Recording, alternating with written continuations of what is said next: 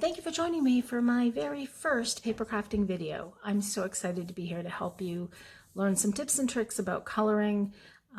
And I just wanted to give you a little bit of background information. So first of all, my name is Janice, and many of you know me from the Mary Bartlett Library as the library director. But in my spare time, I am a paper crafter, and I have been for over 30 years.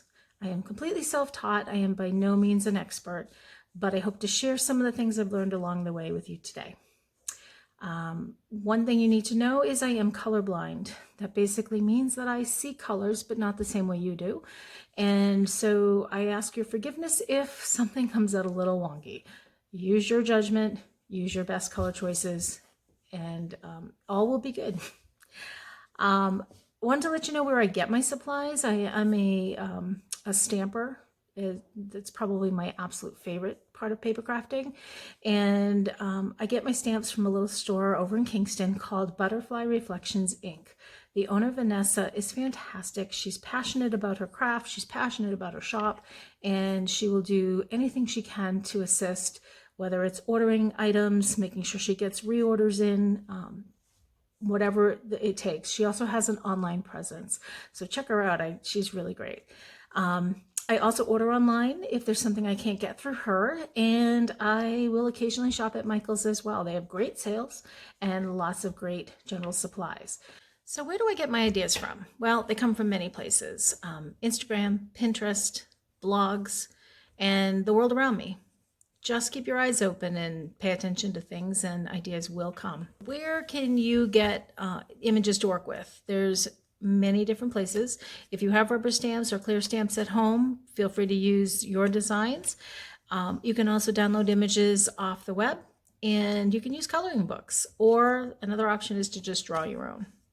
So gather up your basic supplies. You might want to use colored pencils, markers, watercolors, anything that you might have around the house, and some kind of images. And we will get started on learning these different techniques.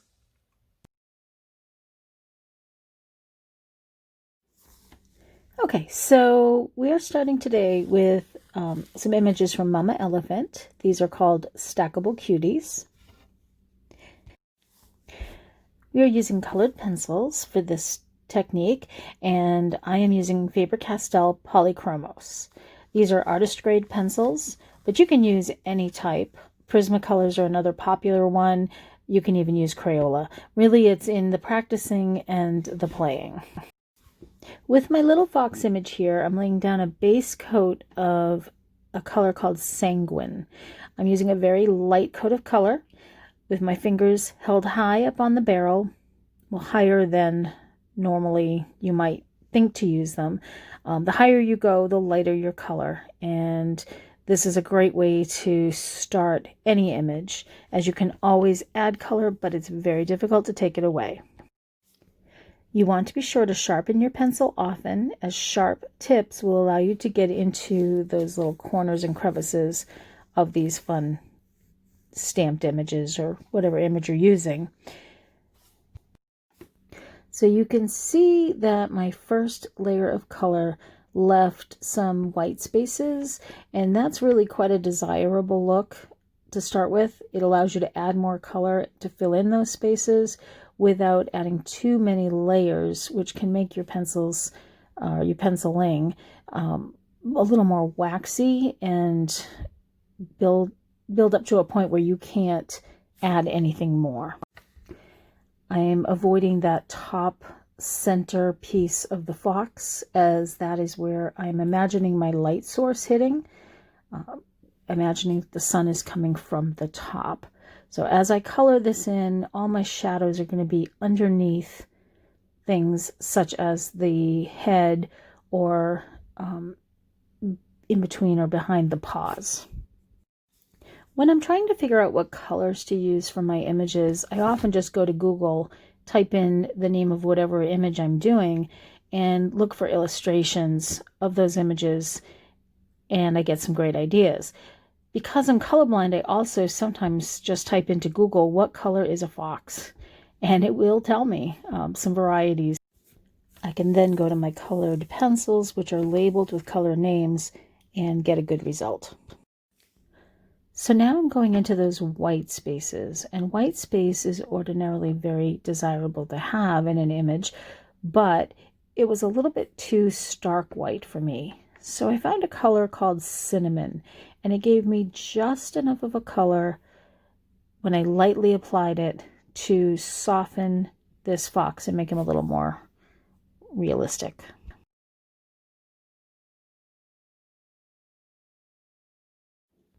I'm going right around his nose, adding some darkness to sort of bring that forward, adding a little darkness to the center of his ears as well.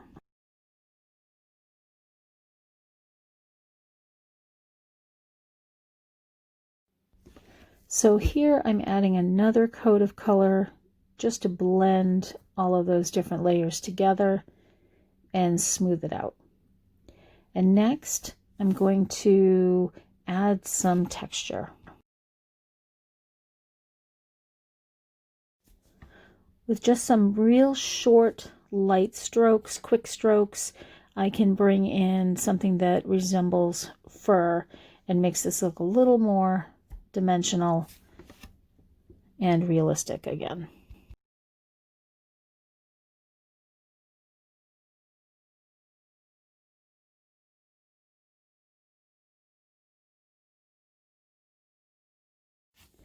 As I finish up with the texture, my last step is to go in and color in the nose and the eyes.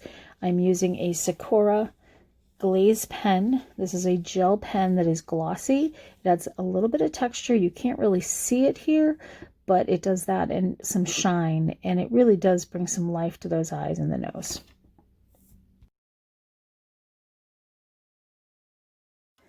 Next, we're going to start with our second piece, which is a watercolored piece.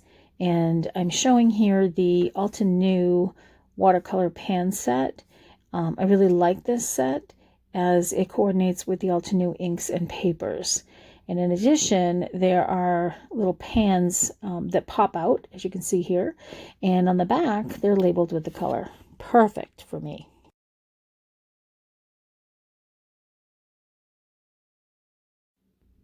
And we're going to need a paintbrush. I'm using a standard round brush. This is a number 4. Round brushes are great for just about anything if you just want to invest in one really good brush. And the number 4 fills in some really good spaces, but also allows me to get in those tiny little spots as well. The images I'm using are from Altenew as well, from a set called Flower Garden. I am using 110-pound white cardstock for this. Most of the time when you're doing watercolor, you're going to want to use watercolor paper.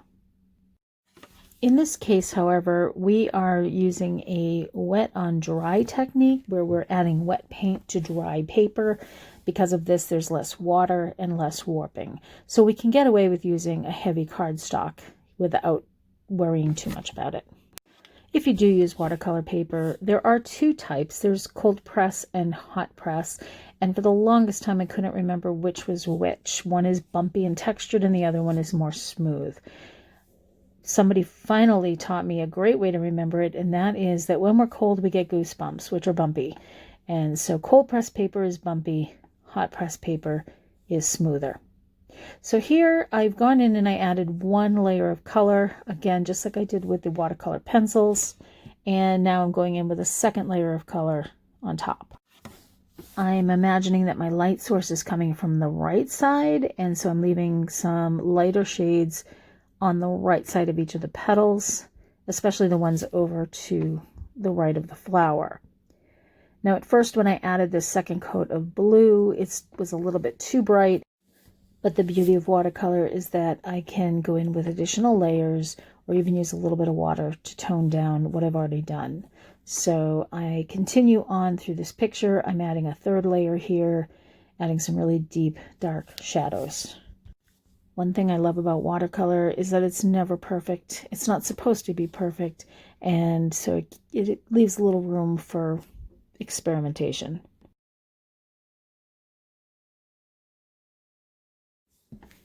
Moving on to our 3rd image, we're using this watering can with flowers, which is from My Favorite Things. The set is called Mother's Day Bouquet. This is a whimsical set and really fun to work with. And I'm using these great new markers that I discovered, which are called the Zig Clean Color Dot Pens. And Zig is one of my favorite sort of sub-companies of Kuretake. And I really, really like the things that I can do with these. That nib end allows me to write words, create dots, and color in. And that other side is a spongy, round nib, and it allows you to get a variety of different sizes of dots. So it's really fun to work with. In addition, I really like the colors. Salmon, bluebonnet, splash, hyacinth, ocean, and island coral, using kiwi for the leaves and platinum for the watering can. This technique is really fun because you can add pattern, you don't have to worry about blending, and you get a lot of texture.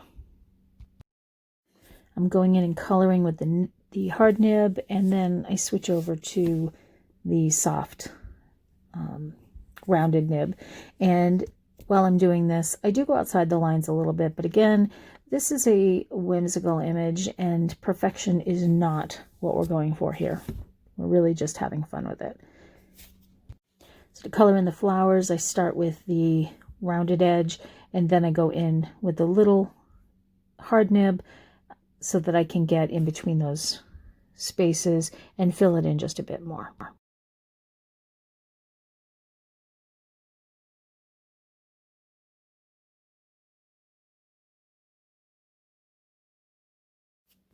You can see I am doing the same technique with this second flower as well, and I will continue to work this image in a similar manner.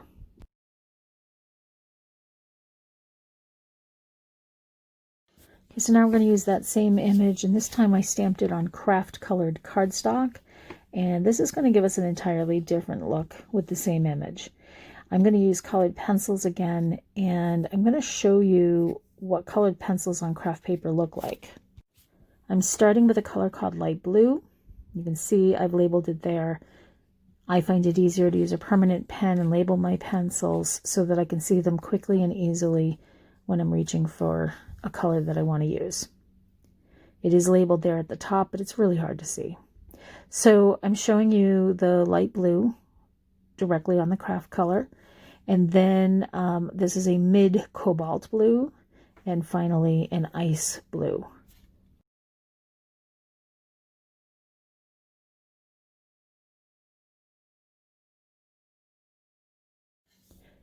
Okay, so now I am laying a layer of white pencil on the craft. I'm going in pretty heavy here to make sure that it's nice and bright white. And then I'm going to go back and use those same colors. So starting with the light blue, I'm going to go over that white, and you can see right away the difference in color you get with that base of white. I'm going to go and do all three of these the same way. I really like that last one. I think it has the most dramatic results from the plain craft to the color on white. So now I'm going to go in and lay a base of white over this whole image, but for the purposes of this video, I am just doing this one flower to show you an example. So there's my white layer. I'm then going to go in with a light coat again, a base coat of the light blue. And once that's down, I'm going to add the mid cobalt blue, and I'm going to start at the base of the flower. I'm going to keep building the color up from the base. So I'm going to do that mid cobalt blue, rocking it back and forth around the edge. And I'm going to add ice blue to the very base of the flower. I'm also going in with a little bit of white to highlight the tips of the flower, going back with the light color to blend everything together again, trying to avoid the tips. Ended up going in and adding a little more white and just a tad more of the light color, and that flower is complete.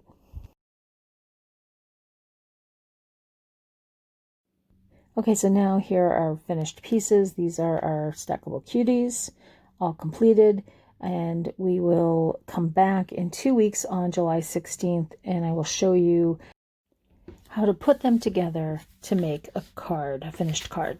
All right, the second piece is our watercolor flower. I've added the leaves, and we will make this into a card as well. Finally, the last piece are the watering cans.